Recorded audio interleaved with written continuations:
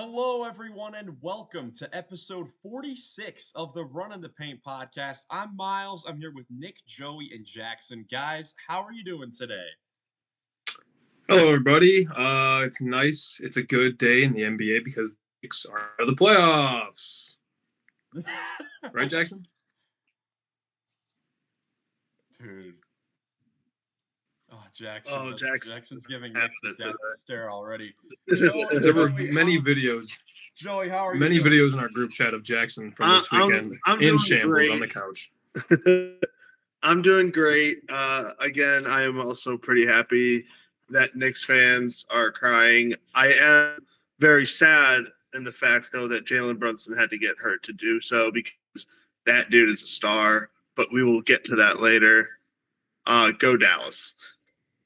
Go Dallas. Yes, this was. Are you guys ready for Mavericks-Pacers NBA Finals? Yes. Can't wait. Can't believe that is most watched NBA Finals ever. You're gonna break the records. Definitely would be, but yes, it was an insane weekend with a lot of great games, a lot of game sevens, huge games, of course, the biggest weekend of the NBA season. And we have our conference finals, our final four teams set in the NBA. It's crazy that after all these months, it's come down to these four teams, specifically the Indiana Pacers and the Boston Celtics in the East, and the Dallas Mavericks and Minnesota Timberwolves in the West. It is unbelievable. That's the final four in the NBA this year. It's just something else. But let's get into these games because we've got a lot to get to. We're going to recap the two game sevens, the game six from Friday night between the Thunder and the Mavs, as well as give our predictions for the conference finals. So first, let's get started with one of the game sevens from last night with the Minnesota Timberwolves pulling it off in Denver, getting the victory 98-90 to clinch their first conference finals appearance in 20 years, knocking off the defending champion Denver Nuggets. Guys, what do you guys think about this, man? This was definitely a heck of a game. I know Goglin's the big Minnesota fan, but for me, I got to give major props to Minnesota. They were down big early. I don't even think I was watching them. I was playing video games or something. And like in the middle, I checked and it was like halftime. And I was like, oh, this game is over. All of a sudden, my Bleacher Report updates are going crazy. And Minnesota came back and never looked back. It was an incredible thing to just I don't even know how to describe it. It was great job to them. Major props. Yes, so I think Jackson. To preface for the listeners, Jackson was over at my house yesterday. We watched the two game sevens. Rough going the first game, the Pacers Knicks, which again we'll get to later. But the Timberwolves Nuggets, man, it was all made up for in the second half of that game. Jackson was going crazy because he was right. Well, because Rudy played amazing in the fourth, and just in the second half, I think Ant stepped up in the second half. He showed why, he showed his value, not just it being that his defense is just as valuable as his offense, in my opinion. I mean, Jamal Murray may have put up some good in the second half, but he was being he missed more shots in the second half. He was being forced into tougher shots and was being forced into more misses, and I think it was a big part because I don't know if they had Ant on him in the first half. I think they were switching a lot, and because Minnesota's a very switch-heavy team. But in the second half, when they kind of got away from that, Ant locked him up. His words, not mine. He said, "I locked up Jamal." And it was accurate. I mean, when you look at the first half of this game, Jamal Murray had 24 points. Yeah. And then came out in the third quarter, had 5 quick points, had 29 points basically to start the second half. And then him and really the whole Nuggets team goes ice cold. When looking at the box score, I think one big glaring thing that you should see when looking at the box score is that Jokic and Jamal Murray combined for 69 of the 90 points. Jokic had 34 points, 19 boards, 7 assists. Jamal Murray, 35 points. No one else scored more than 7 for the Denver Nuggets. And Minnesota had the guys step up. They had 6 players score in double figures, including everyone in their starting lineup. You have Jaden McDaniels and Karl Anthony Towns, each with 23 points. You have Rudy Gobert hitting fadeaway mid-range jump shots. I saw that. And went, wow. That went as crazy as the Timberwolves bench did because nobody just believed what they saw. I thought this game was over too, man. I was ready to book it for Denver. They were in control, up 20. Jamal Murray. I was thinking about the matchup that they were going to have against Dallas in the next round. I was trying to think about what I was going to say for it on here, and then Minnesota just absolutely stifled them in the second half. Jamal Murray goes 3 of 10 down the stretch, disappears. The Denver Nuggets shot 36% in the second half, 421 from deep. Just all-time performance from them in a big Game 7. I think a lot of credit needs, I know we already mentioned him, but Jaden McDaniels, because he kept Michael Porter Jr. in check the whole series. I was just about to ask, I'm like, man, nobody had over 7 points. Where was Michael Porter Jr.? Where was Aaron Gordon? Where was Reggie Jackson? Where are the guys that need to be bursts of scoring when they need it? Watching at least this game, the Timberwolves, defensive plan for the Nuggets, I thought was actually genius. It was, they put Towns on Jokic and then they put Rudy on Aaron Gordon, and they just sagged off of him and had Rudy help because Aaron Gordon wasn't shooting. And I think if Aaron Gordon works on his 3-point shot next year, that could, or over the offseason, if he actually goes in every day and puts the work in, Denver could come back scary next year. Yeah, Denver's at their best, and this is alluding to what I was talking about earlier with what I thought I was going to look for in the next round if they got there, which they didn't. But Denver's at their best when Jamal Murray's scoring 24 points in a half, obviously, when they don't have to rely on Joker to do everything. And it worked in the first half for him. Murray was getting to his spots, and then, like Miles said, he only had 6 points after scoring those first 5 early in the first half. He got 29. He ended with 35. Well, Miles, what did you say at the beginning of the game about Mr. Murray? So something funny I found that it really didn't have much to do with this game and ended up, but it was something that, shout out to No Dunks, formerly known as the Starters. Joey and I were big fans of that. But yes, Trey Kirby pointed out something that he noticed about Jamal Murray, that whenever he wore these brown New Balance shoes, he would average 28 points per game in the playoffs, and the Nuggets were 6-1 in those games. He wore blue shoes instead, but he got off to a great start. I mean, something else that I thought was kind of, crazy. So, it's a 15-point game at the half. Jamal Murray comes out and gets 5 quick points. It's 58-38. Yes. Yes. Denver, I'm looking right now through the box score. So Murray hit the 3 to give him 58 points at the 10:50 mark of the third. They really did not make another basket for another 10-plus minutes.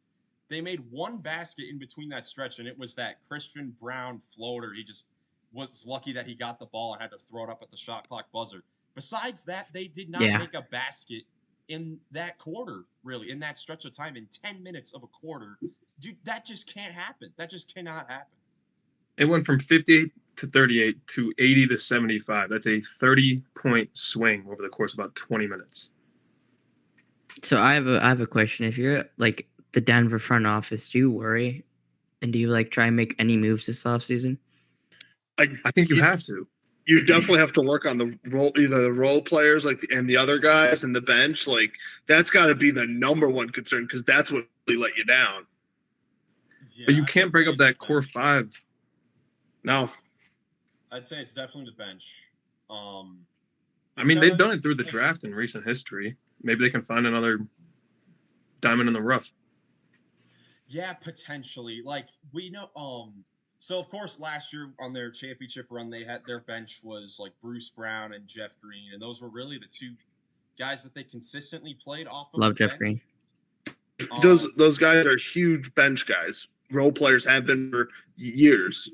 And we knew that in the offseason, we knew that coming into this season that their biggest question was going to be their depth because they had lost their key bench players, and they were going to rely on Christian Brown to have another solid year. And I thought, had another really solid playoffs this year. He had some pretty decent moments, but Justin Holiday was too. He was a little iffy during the regular season, was good in the playoffs, but one key guy that they wanted to really develop for the playoffs was Peyton Watson, and he really couldn't play this series at all. He didn't make a basket in this series and was delegated to being out of the rotation entirely.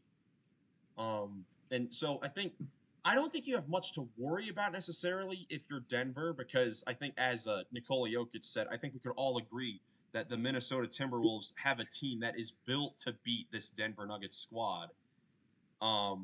So I think that I don't think that there's too much you have to worry about besides maybe getting more bench pieces so you don't have to have Jokic play every single second of the game besides 84 seconds in a game 7.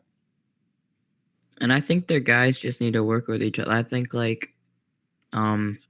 Julian Strother needs to just spend a lot of time in the gym with Jamal Murray and KCP, just learn from them. Because I think once KCP's done, he could kind of come in and be a great replacement for him. Yeah, but just with a better jump shot, I think, because his jump shot is amazing. He definitely has a good jump shot. He has a chance to be a good player for them coming up in the next few years. But we haven't said Anthony Edwards' name. We have not. We should. We don't even have to. Minnesota. Everyone knows. For sure. The best. What, I said it before and I'll say it again. Dude is not the next upcoming superstar. The man is already a superstar. He just is. If he wins, if they win a championship, I could see them pushing him to the moon. And if they win a championship, is he the favorite for MVP next year? No, not regular season. Not regular season. No, he doesn't. No, I don't think he puts up the crazy scoring average. Well, if they get rid of Cat. I was going to say, if they get rid of Cat. I don't think he'll ever be a 30-a-night guy. He could be. But I think if they get rid of Cat, I think it would be for someone sadly, Julius. But I think Julius is better suited on a team like Minnesota than. Well, we shouldn't be talking about what moves they're making this summer, because they have a legitimate chance to still win it all this year.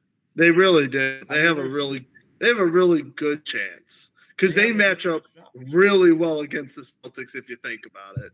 I mean, who's Luka gonna guard? Who is Luka gonna guard? Even if you talk about the next in the finals,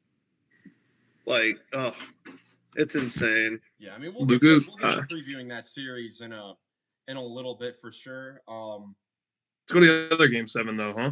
Yeah, or let's get to. Or do you want game 6? Yeah, sorry. Yeah, Western Conference game 6.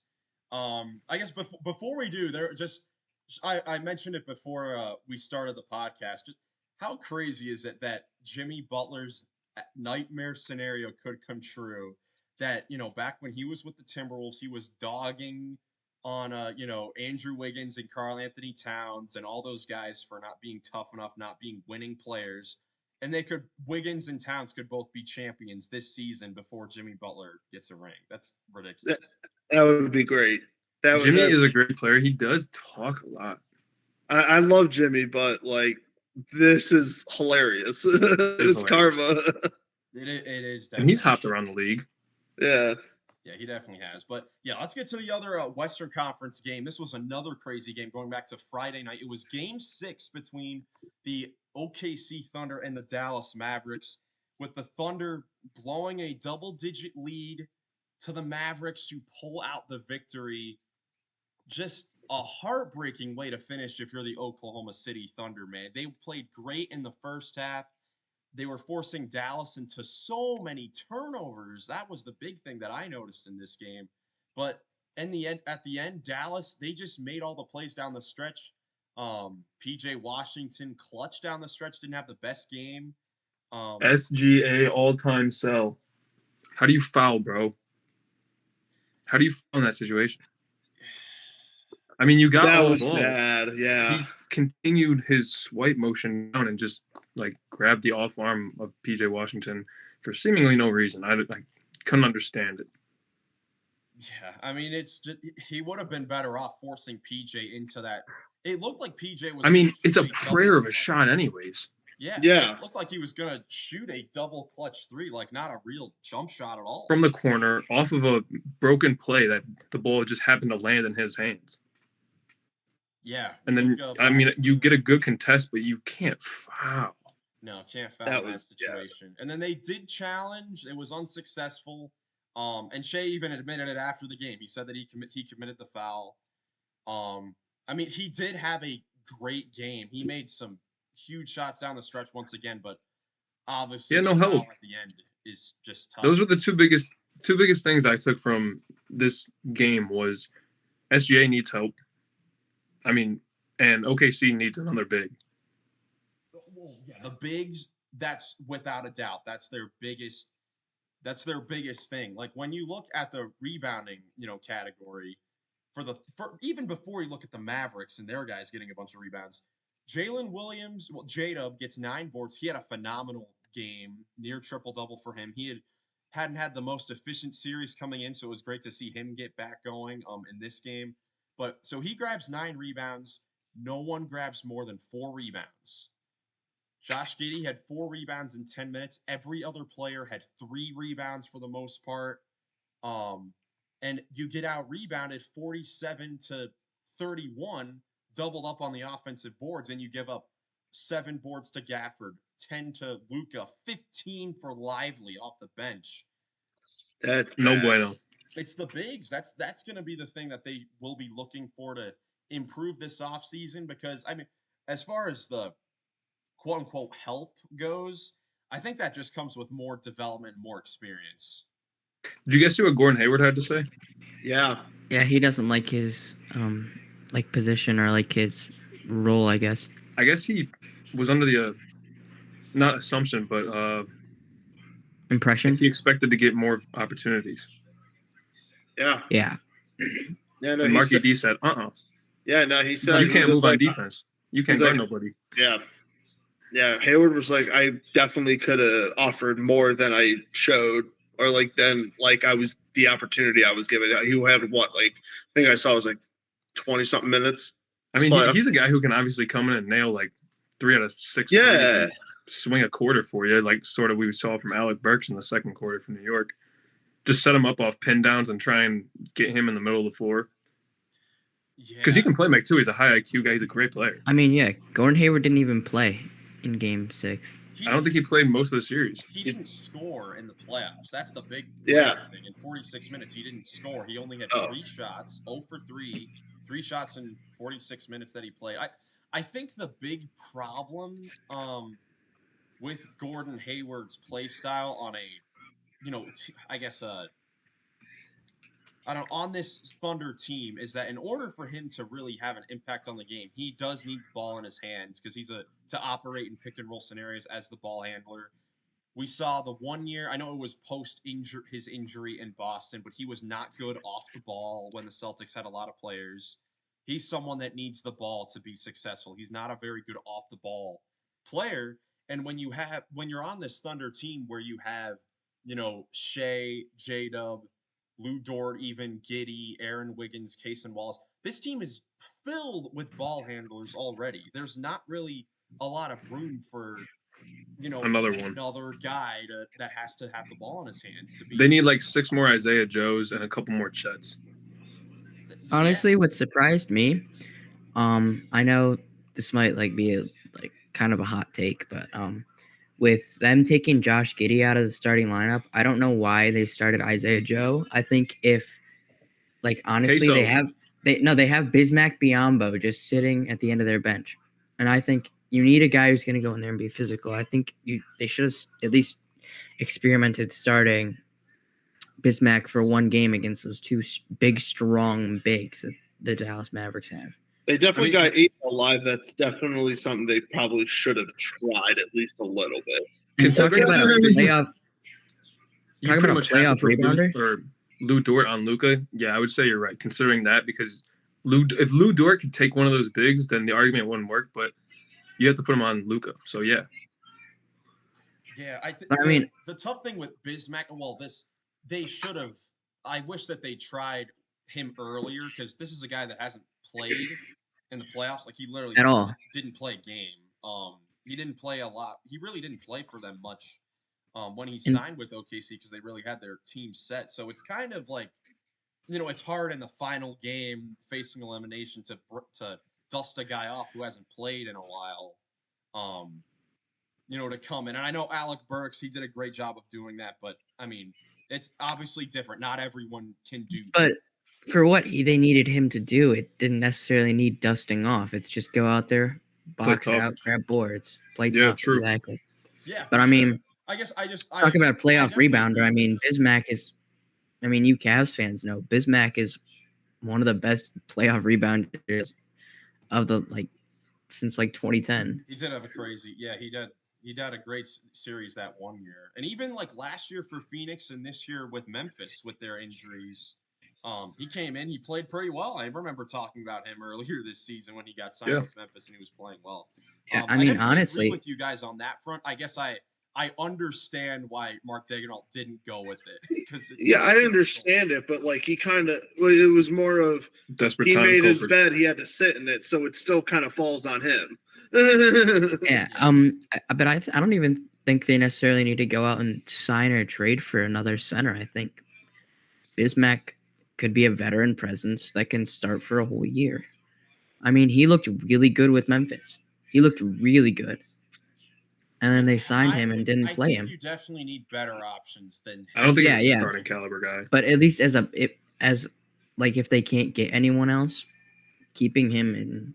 He's got to be someone like a DeAndre Jordan who can just come in for 15 minutes a game during the season, and then in the playoffs 5 to 10 minutes just to give a little bit of a break, and so you not get beaten as bad as you did. That's all you need. DeAndre and Bismack are both, but DeAndre is great options. Way a little more past his prime, I would say, than Bismack. Bismack's got a little more to offer because DeAndre's like the way he just got big was because of his vertical and his athleticism.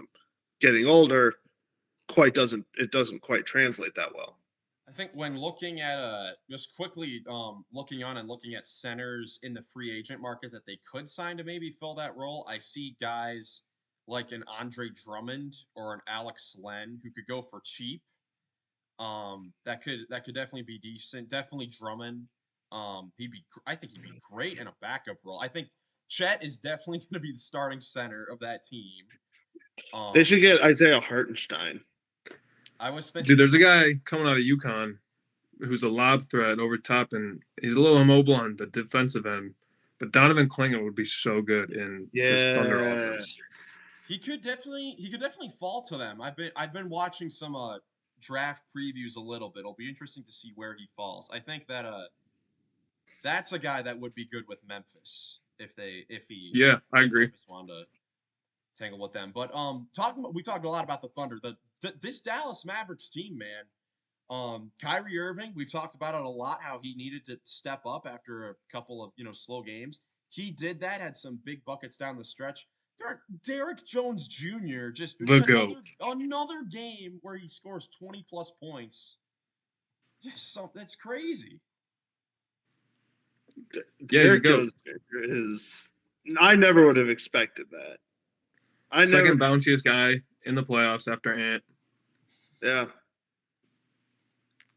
Yeah, and then he does it on both ends. Like he just makes an impact when he gets on the court and he plays hard and he's fun as heck to watch. Oh yeah, for sure. He really is. For sure. Looking at his each year of his career, because I've talked about it before with him coming in not really being him basically being the league based off of his athleticism and size, and he was always a decent perimeter defender. Same thing for TJ McConnell. Yeah, but like this. No, not size for TJ. Yeah, not size wise, but Derek Jones Jr. This season made 82 threes when his previous career high for threes made in the season was 43. So he just Doubled came, it. so he basically doubled his, career high in made threes. And that was a few years ago back in his 1 year with Portland. So he's come in, added the 3-point shot, and added exactly what the Mavericks have needed. Space for Kyrie and Luka. 100%. Yeah, no, I told you guys that's why I picked the Mavs in this series. I thought the Thunder were going to win that game and it was going to go to a game 7. However, I just knew Kyrie was due. And what was the stat you had in the pre-pod lobby about Kyrie? He's now 14-0 in closeout games. Woo! There's a reason we called him Mr. Fourth Quarter in Cleveland. He is clutch. We did. Yes, he is clutch. Yeah, I mean, I also predicted this too. I said Mavs in 6. Very nice. It's kind of, I mean, I'm kind of getting worried. Like, who am I? I want to know who you have in the next series, the Mavs versus so the Timberwolves. Let's get to preview. Is that even a question? Previewing that one. So looking at these two teams, of course, the Dallas Mavericks, the Minnesota Timberwolves. So the Timberwolves won the season series 3-1. The Timberwolves, of course, best defense during the regular season, have kept it up in the playoffs. But the Dallas Mavericks defense, of course, has been fantastic this playoffs as well. So two teams that have really been playing great defensive basketball coming into this series, and their offensive, game has stepped up when they've needed to. So where do you guys want to start with looking at this series? Well, Who is going to guard who? Oh, yeah, sorry. I mean, yeah, the matchups are going to be very important. Who do you guys think that the Mavericks are going to put on Ant? They don't have anyone.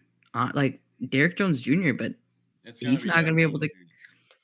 Like, he's the only one who who's can going to match guard up Luka with and the Kyrie athleticism. on the other side? Who's going to guard Kyrie? Ant. He already said Kyrie, McDaniels on Luka. I mean, it's another great. It's a dream, man. Like it's. So like my biggest question is, I don't know if Minnesota's going to have enough offensive firepower to like.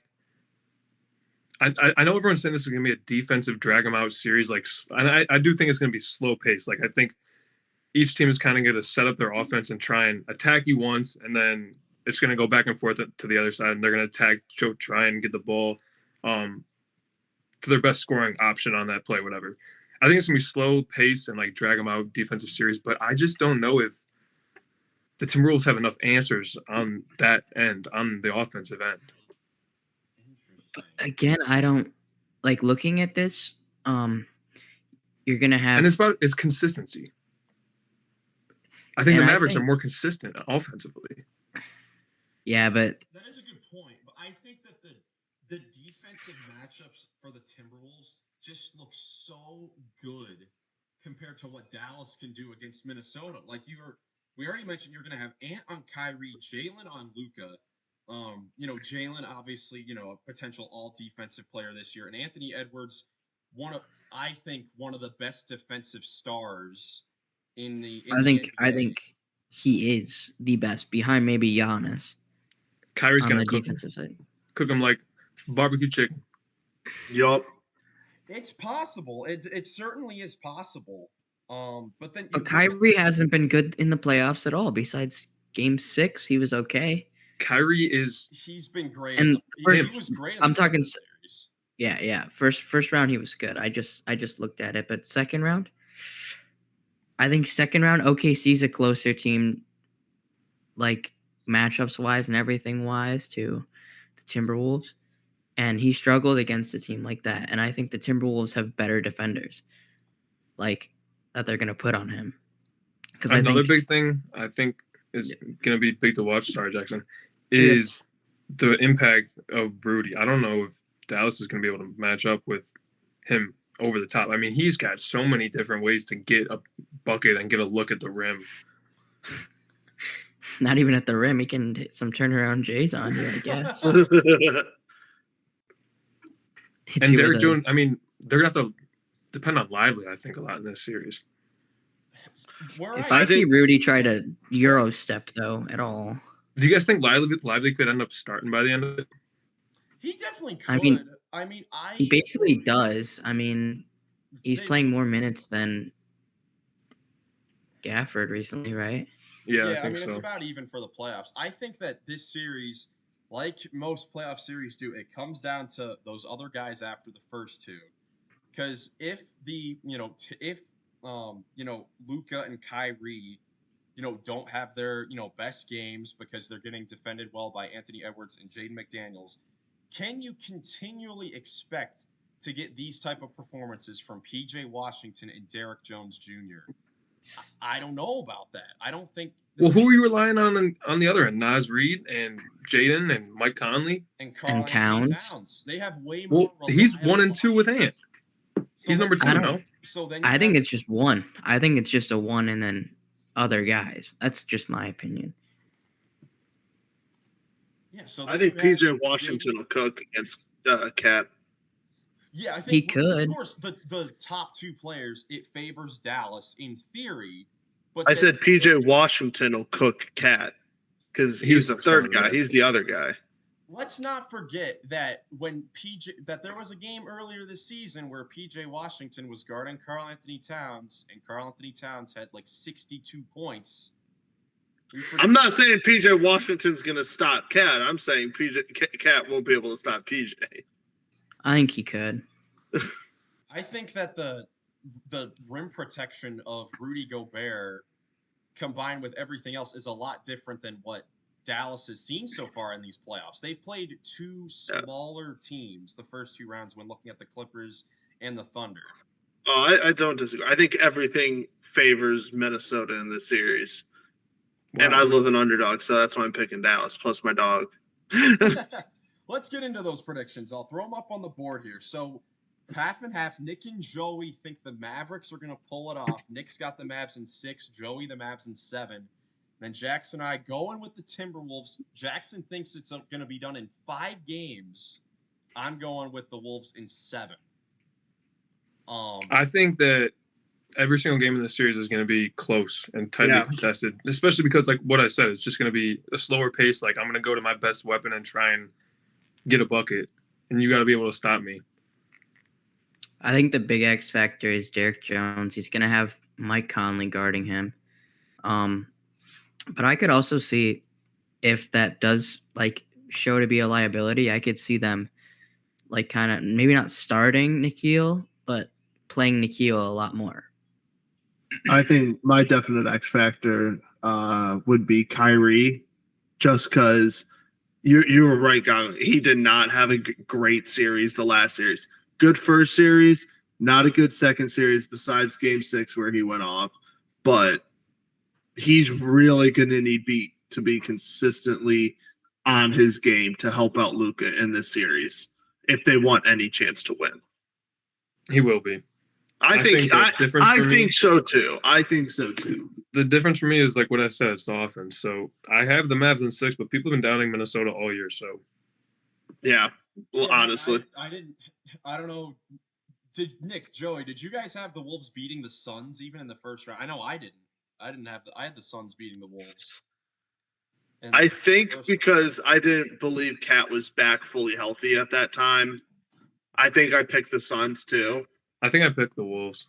Okay, well, because they Nick definitely did pick have been Wolves. It was you two that picked the other team. They definitely have been the underdogs, all season long, and these playoffs. Something that I'm curious in, something that really isn't.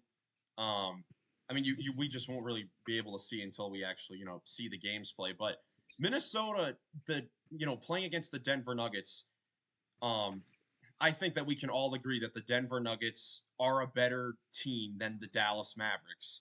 And you were about to say, you thought he was about to say Minnesota, Goglin. Clearly, that's not the case. I wasn't going to have it. Not today. No, that the Denver Nuggets are a better team than the Dallas Mavericks. And that was a very, emotional, hardworking, they had to put in a lot of effort to pull that series out in 7 games, go the full distance. Is it possible that, they could have used their energy on Denver and they're maybe a little bit worse against Dallas? I don't think so, but that's something that could potentially be in play. Maybe, but they got a lot of young guys besides I was about Conley. to say, maybe with an older team, I would be worried about that. But these guys are young and spry. But Ant's he's ready. That's honestly where Dallas kind of worries me the most with their bigs. Because you've got, I mean, when you look at the bigs, Cat, Rudy, and Naz Reid, I'd say that not that that the Timberwolves' worst big that plays is better than the best big that the Mavericks play, whether Yeah. it's Gafford, Washington, or Lively. The Wolves just they have the Naz Reid, I would have Naz Reid over them. Yeah. yeah. So I think Nas a beast. we're split on this though. I like this. This is how it should be at this point of the season. Yeah, I will say I was looking forward to a Jokic versus Doncic conference finals. That wouldn't have been much of a series though. Like I think I just like the storyline of them too. yeah. That's the only reason. Like literally, that's why I said just Doncic Whoever versus Luka loses and he joins the Nuggets next year, KD 2.0. Dude. Yeah, man. Charles Barkley's taking his what to Minnesota. Yeah, first time he's gonna be there in 20 years.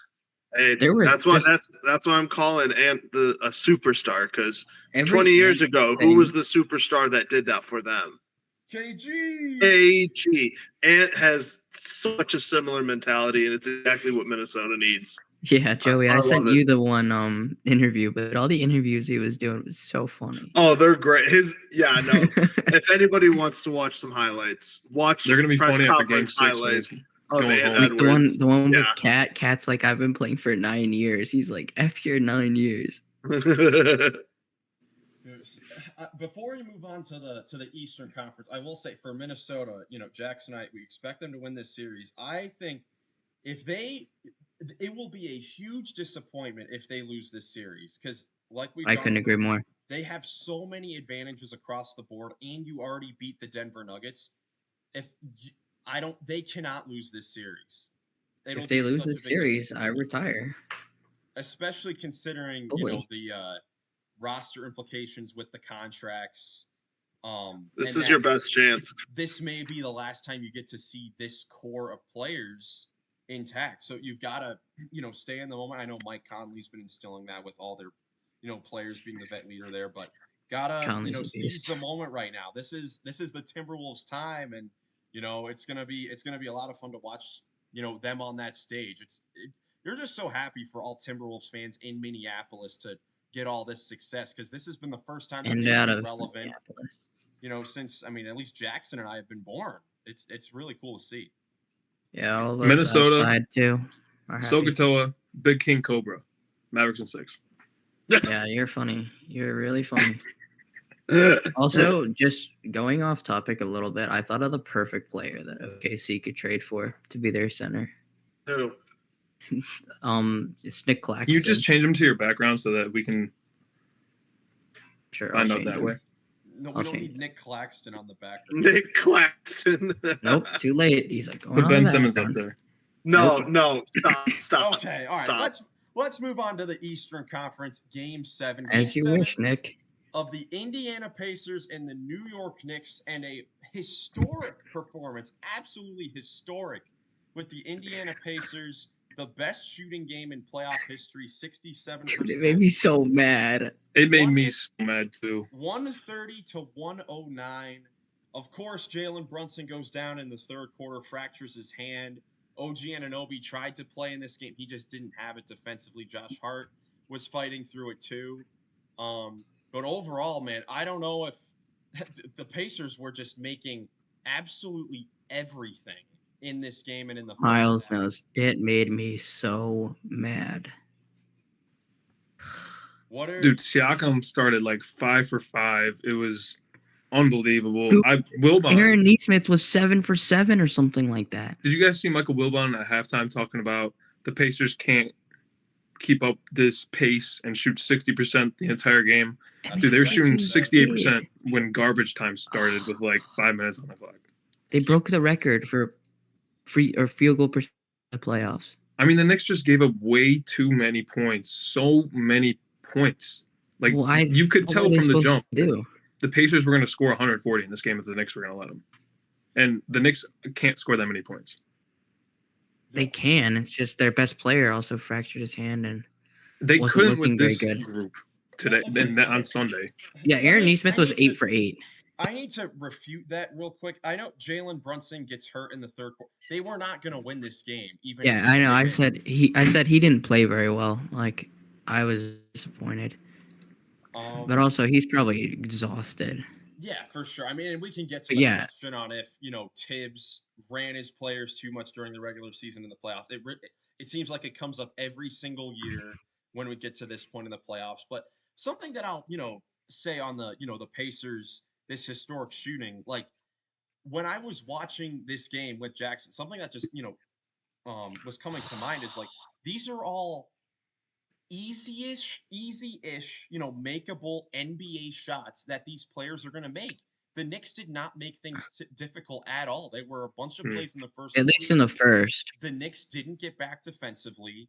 The Pacers were able to just walk into, whatever mid-range layup, step back, mid-range three-point shot that they wanted. And that really was the game. If you give, a team like the Pacers, who are, one of the greatest offenses in NBA history statistically, all of these shots and open shots, a game like this is going to happen. And it happened in game 7 of the second round. Yeah, it didn't help that Josh Hart got into foul trouble. Isaiah Hartenstein got into foul trouble. Jalen Brunson, like I said, did not play well at all. I think he shot 6 for 17. Correct. Just a rough game for him. And I mean, he's still probably my favorite non-rock player, either him or Ant. But like, I don't think they should worry. I think they should try and move Julius this offseason. Dude, I love Brunson too, and he had an amazing year, but in this first half, he choked, bro. He choked. Yeah. And he had a rough game 6 as well. Like going back to game 6 on Friday, I know that one stretch where he missed 10 to 12 straight shots in the second, third quarter there. And besides game 5 of this series, after the first 2 games, the Pacers did a great job defending him, and Brunson had a really difficult time getting his shots to fall in. And the Pacers, just everyone played well. Like I can't think of a player on the Pacers that Dude, I mean, had a bad game. And a special shout out. I know we've talked about him a bunch. Don't say it. TJ McConnell, baby. Hey, McConnell. I hate him. TJ McConnell, man. It's great to see him have these performances like this. Even if you aren't, even if you're just like, just a straight up basketball fan, to see a guy like him. After the game, I listened to JJ Redick and Richard Jefferson's post game. I saw that. And JJ's a glazer. JJ was talking about I don't know if he was at the game or whatever, but when TJ McConnell was at a college in Arizona was it a tournament game, a March Madness tournament game? It was a big game, and TJ McConnell, had a great game, and JJ Redick after the game was thinking to himself like, seeing TJ McConnell all emotional after Arizona loses this game, like, man, this guy's never gonna have a moment like this again, like a big game like this again. And to see him have that type of game in Madison 8 years later Garden in game 7 of the second round, that's why, sports and the NBA is just so great, because you have all these amazing storylines. So just shout out to TJ McConnell for he is the series. hero. He is the hero all us Knicks haters deserved. No. If the Knicks had TJ McConnell in this series, they would have won. Facts. That's all I'm saying. That's all Nick's saying. I agree. All I know. Yeah, we're not going to talk about Aaron Nesmith going 8 for 8. Hey, all I know is didn't miss a shot. Knicks losing to the Pacers in the playoffs. That's just history. History repeats itself, don't it? All right. It is different. I mean, of course, with the Knicks, I mean, this was a fantastic season. Coughlin, you see that? This is just a tough way for them to go out, because it was a fantastic season all the way across the board. Their most successful season in a long time. I know last year they had a solid regular season. Really didn't come along until the second half of the year when they got Josh Hart.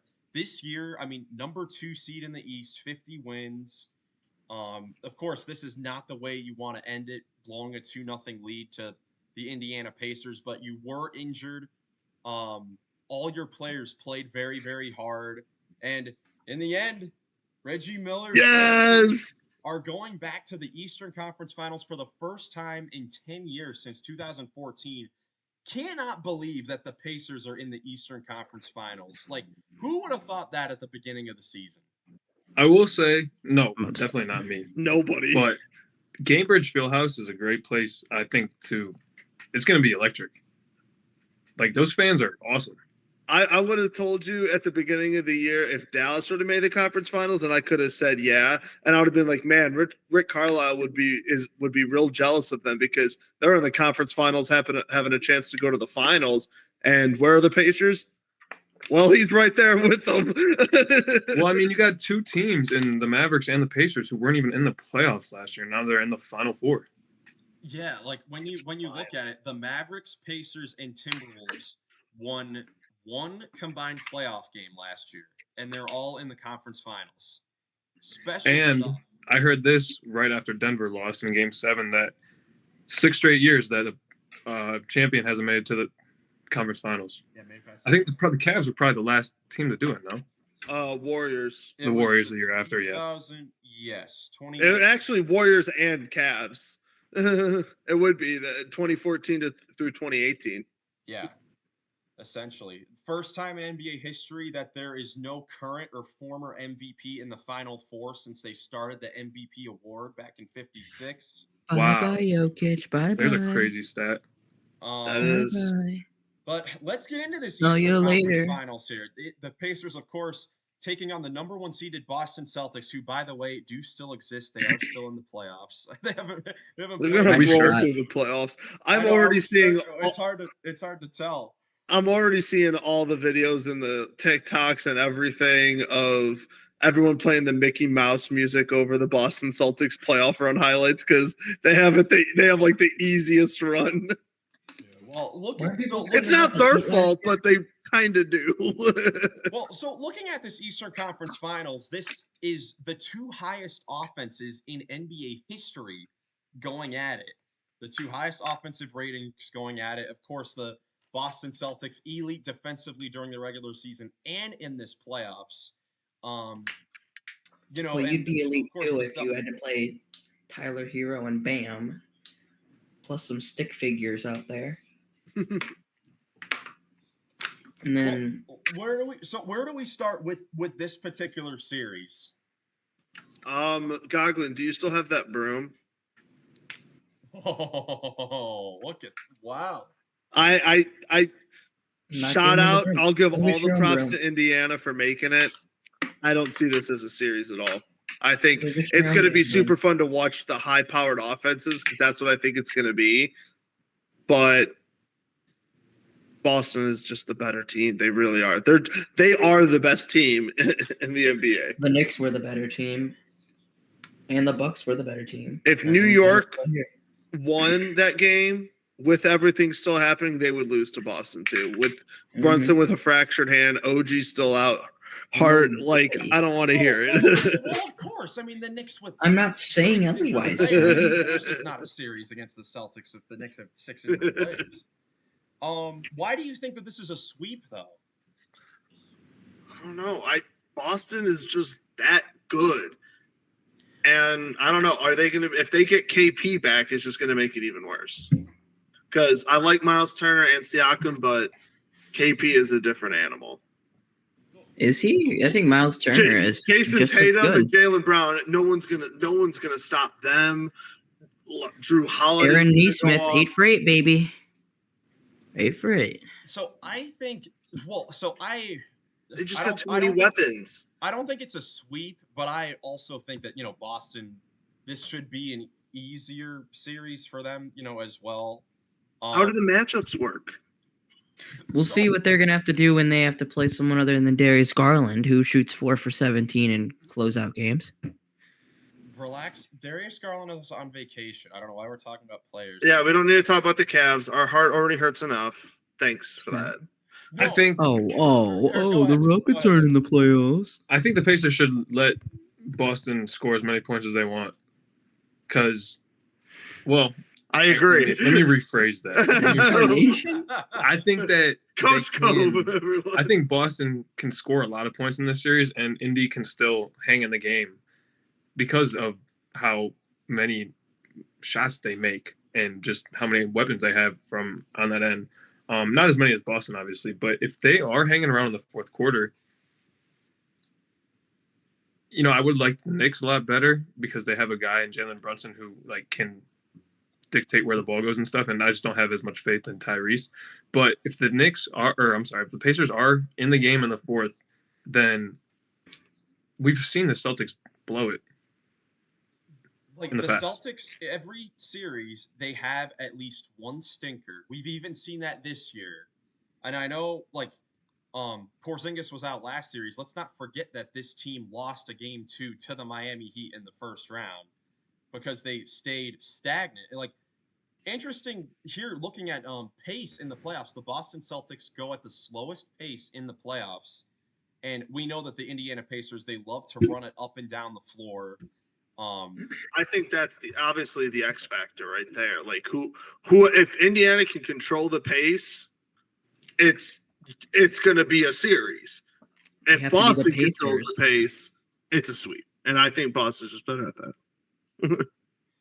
Indiana, to me, so along with the pace, it's their defense.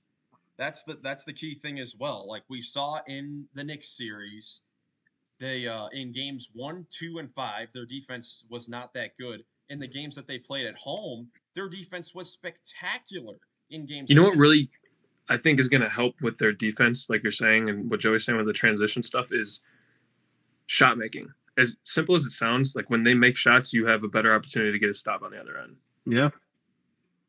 No question about it. No question about it. Like Indiana, they have so many weapons. Like we saw in this game 7, all their weapons, be on fire. And this whole playoffs, they've been spectacular as well. During the regular season, the Pacers did beat the Celtics a couple of times. They played 5 times, but including the in-season tournament game. That was a heck of a game in Indiana that the Pacers ended up winning. Oh yeah, that's right. They won that home game. They did win that home game. Looking at the predictions for this series, 3 of us are going the Celtics. Jackson believes in Indiana. Jackson. To pull it Listen. Jackson. Oh. Listen. Tyrese is confident again. He is confident. That's huge. Pascal has played in the playoffs before. He's looking great. I think Miles Turner is going to be a huge problem with them, especially game 1 and 2 when they don't have KP. Because I think he's a great matchup for Al Horford. He can stay on that perimeter with Al Horford. So I think he's going to shut down the guy who got them that game 6 win. Like, I think he's the big reason why they won that game 6 game against the Cavs. And I think, honestly, Nesmith is a great matchup for Jaylen Brown. I think Pascal is a great matchup on Jason Tatum. And I think Drew Holiday hasn't looked that crazy in the playoffs scoring, and Derek White didn't look that good last series. Dude, Drew Holiday cooked us. What are you talking about? In 2 of the 5. In 2 of the 5 games.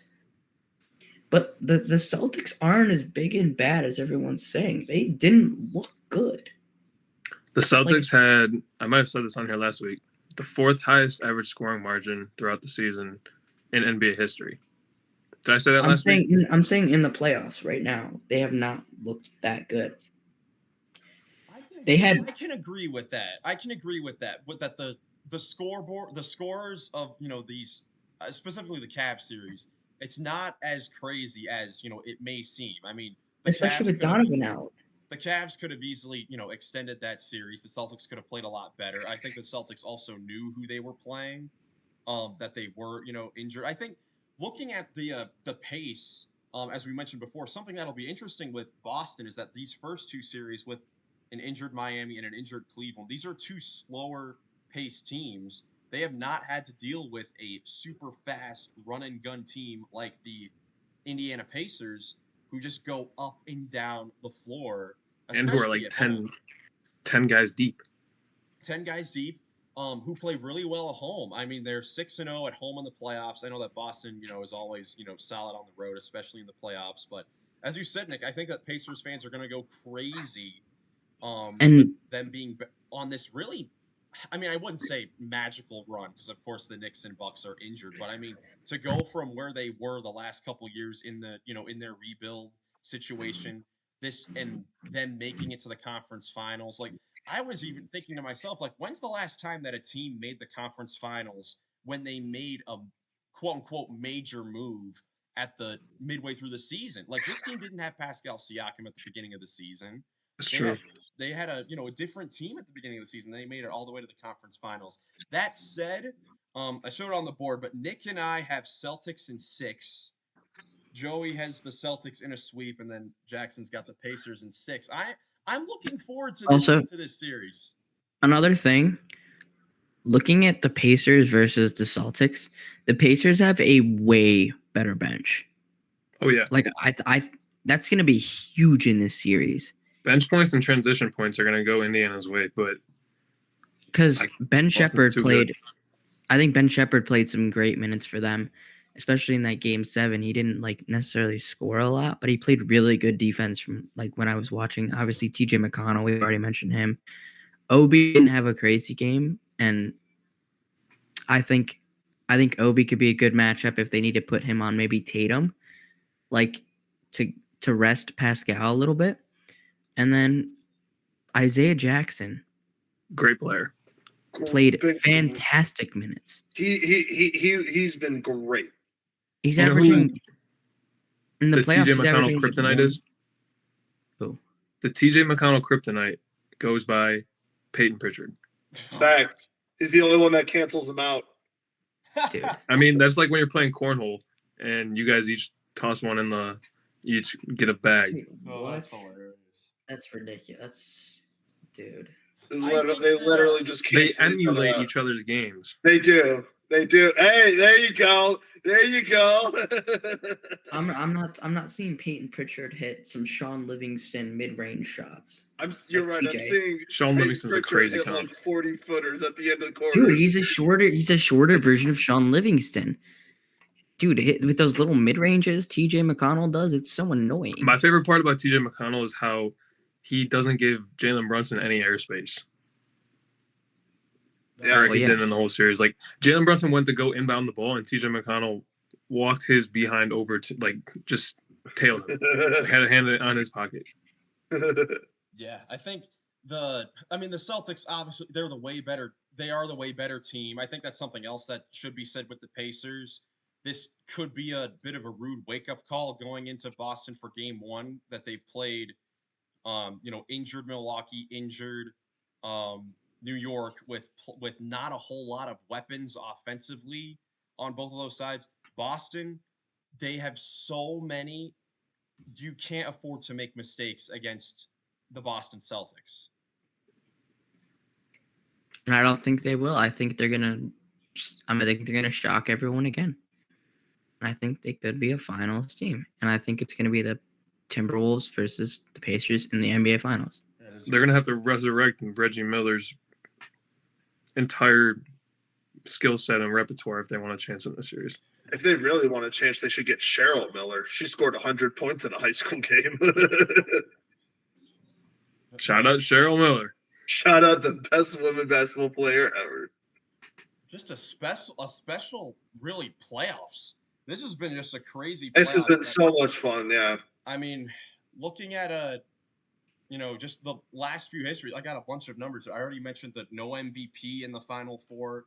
Automatically, this is going to be the first team to win the NBA Finals without a former MVP over the last 30 years, other than the 04 Pistons and the 19 Raptors. Those are the only teams in the last 30 years to win the title without an MVP. We're going to get a third one this year. Not a single player or team is going to have gone to 2 straight finals since LeBron went to 8 straight finals, which I think just points to like, man, we take LeBron for granted with The GOAT. The greatest of all time. The fact that no single player has gone to 2 straight finals. Like, I guess we should start just, changing our philosophies, picking the champion to, do well the next year in the playoffs. Just Minnesota will break that next year. Minnesota will break that. Speaking of Minnesota, the final crazy stat that out of the top 15 highest paid players this season, the only one that's still playing is Rudy Gobert.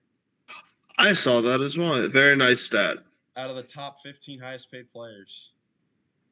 Very, very special season. If that was a wager on DraftKings, the odds for that preseason, the top 15 players who would be left in the final four of the playoffs during the last 2 weeks, a couple weeks of the season. If you bet on Rudy Gobert to be that guy, you could have bet probably $10 and made $5 million, because that is insane. The only team, you know what I'm saying? Yeah. Like the odds for that must have been crazy, because there's obviously everyone, all the 14 guys above Rudy are probably, I don't know, have more accolades other than 4 defensive MVP, defensive player of the awards. Oh, for sure. I mean, I could probably find those players now. I was even talking with Goglin about this after the games, like just how all 4 of these teams they're not led by veteran players. You look at the best players for all these teams, you've got Luka, Anthony Edwards, Tyrese Halliburton, and Jason Tatum. And those are the leading Final 4 teams. No veterans. This is the next, era of young stars. What do you consider veteran? I think because if you're counting like a veteran, which isn't like their first couple of years in the NBA, that's what I would consider. I'm like, after your first rookie contract, after that you're not a veteran anymore. I think, and if you've been to the finals before, which Jason Tatum has, that's what I mean. I think Jason Kyrie. Tatum and Pascal, Jason Tatum, Pascal, and Kyrie, I think are all veterans at this point. I mean, for sure, Kyrie is, I guess. But I think Tatum, honestly, thinking about it, he's been in the league since 2017. That's 7 years. I think that's a veteran. That's more than 5. That's a veteran. That is true. I guess I've always thought of veterans as older players. You think age-wise, not necessarily years of service. Yeah, I mean, Luka's had 4 years of service too. Yeah, let's get the. He's only 20-something. Thinking. Yeah, but looking at these top 15 players, Rudy is the 13th highest paid player. He's the only one left of the top 15. Isn't Jaylen Brown the highest paid player? Miles. Wait. That might check it. No, that might kick in next season because he's not on this list. Okay. Where do they keep getting this money? It's the top 15. It's Steph, Durant, LeBron, Jokic, Embiid, Bradley Beal at 6. Oof. Giannis, Dame, Kawhi, Paul George, Jimmy Butler, Klay Thompson, Rudy Gobert, Fred VanVleet, and Anthony Davis. Oh, Fred VanVleet. Who would give him that money? Stop it.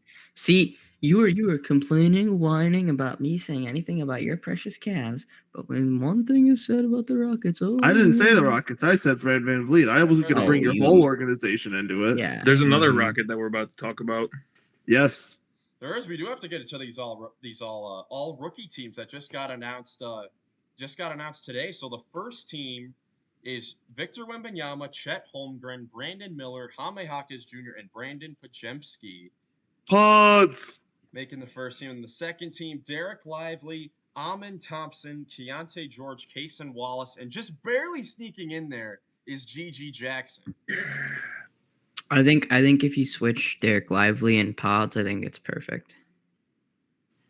Honestly, I think Lively was more impactful than Pods.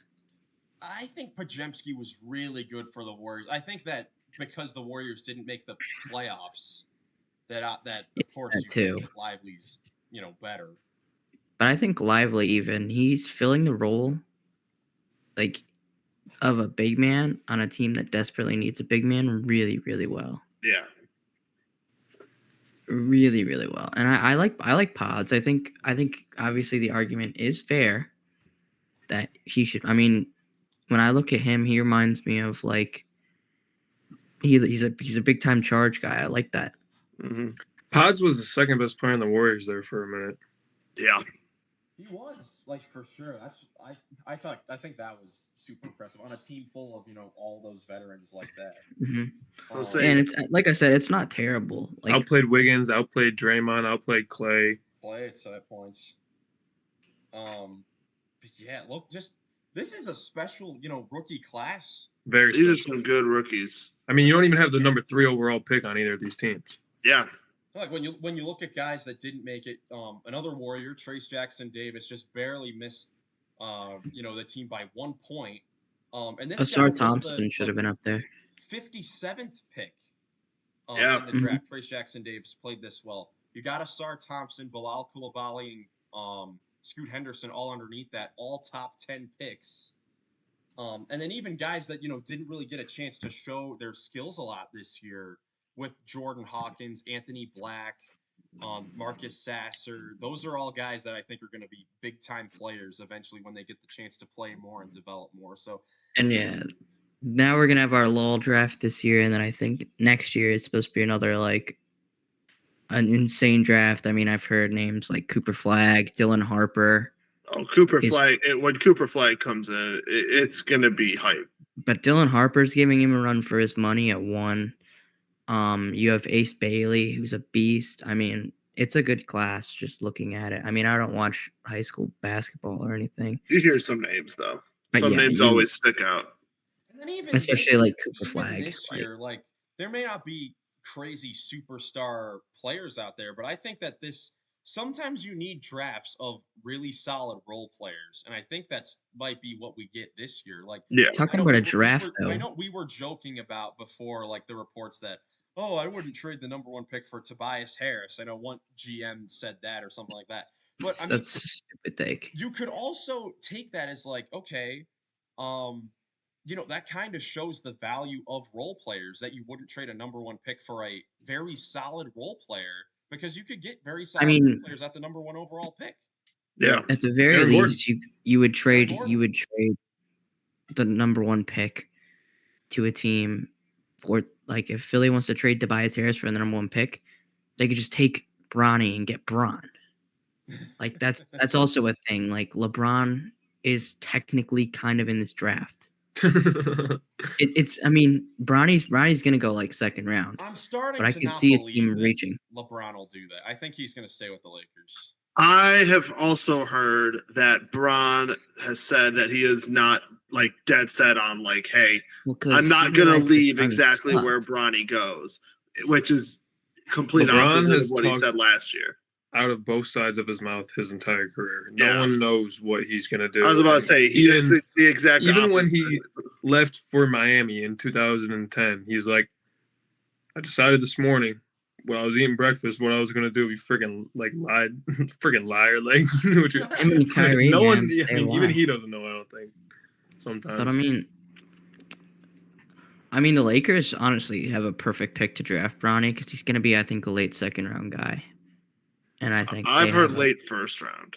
We'll see if I- we'll see how far he falls. It'd be funny. Take it as long as if he goes 3, some things are gonna be broken. Like everything's gonna be broken.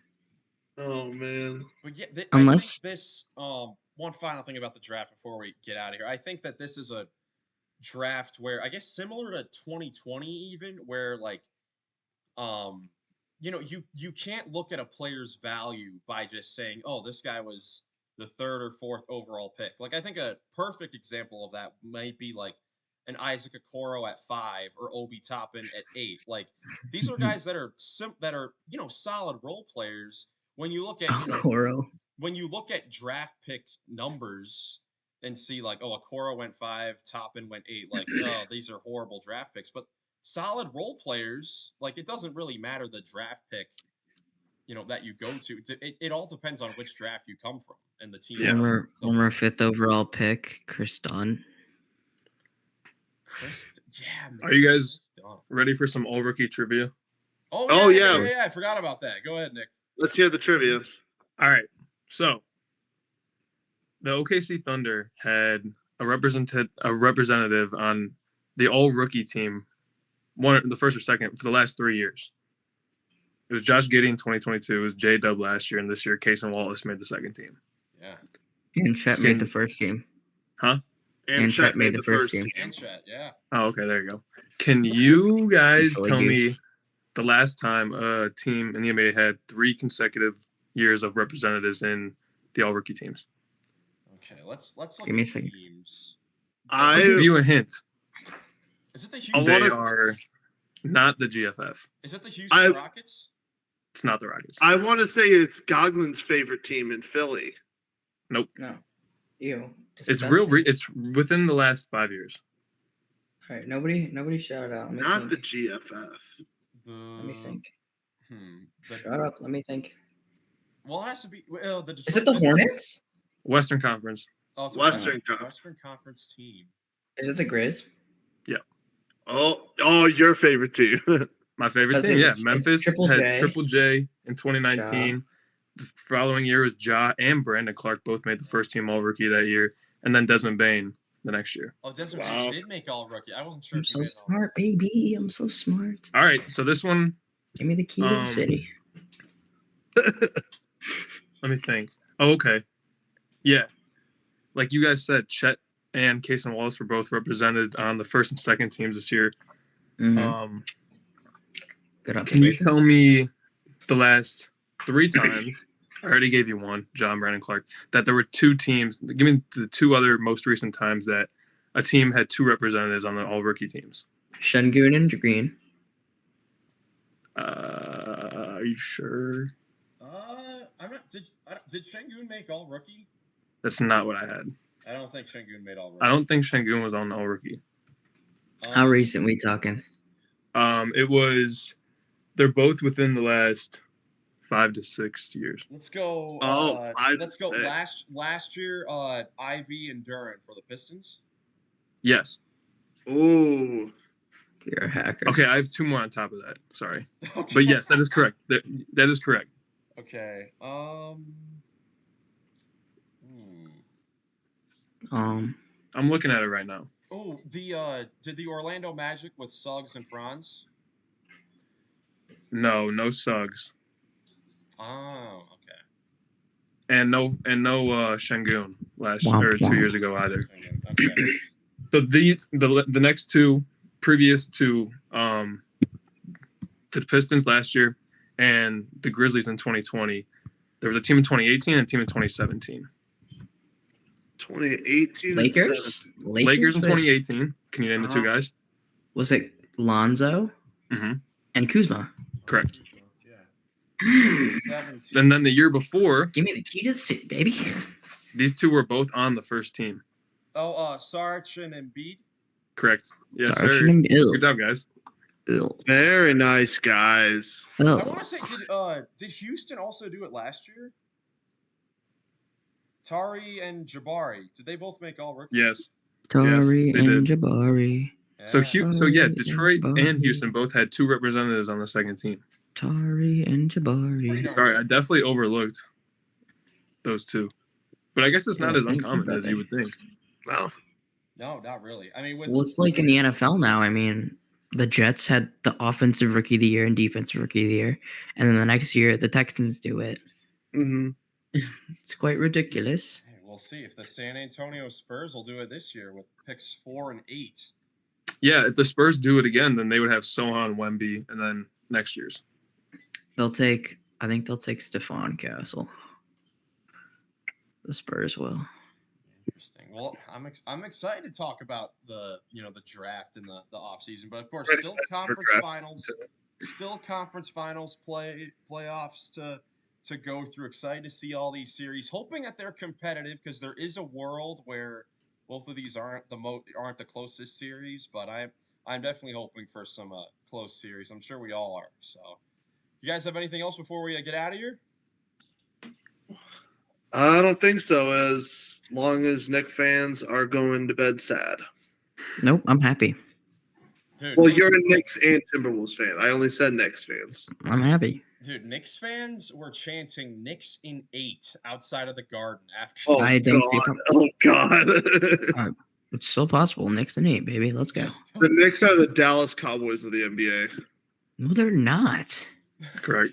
100%. Nobody calls them America's team, okay? They literally play in the mecca of basketball. I think the Knicks. Stop. Well, the Lakers, I think, are America's team. I think the Lakers are the Cowboys. But Okay. the Lakers just won a couple years ago. Okay. And the Knicks are winning next year, so That they haven't won. womp womp But womp. that defeats the purpose of them being the Cowboys. Okay, I thought you were an NFL fan. It's their year, baby. Oh my goodness. Well, if you guys enjoyed, leave a like, subscribe for more NBA playoff content. Leave a comment with your thoughts on all these game sevens, the conference finals, these all rookie teams. Thank you so much for watching. Hope you have a great rest of your day, and we will catch you in the next one. Peace. Peace.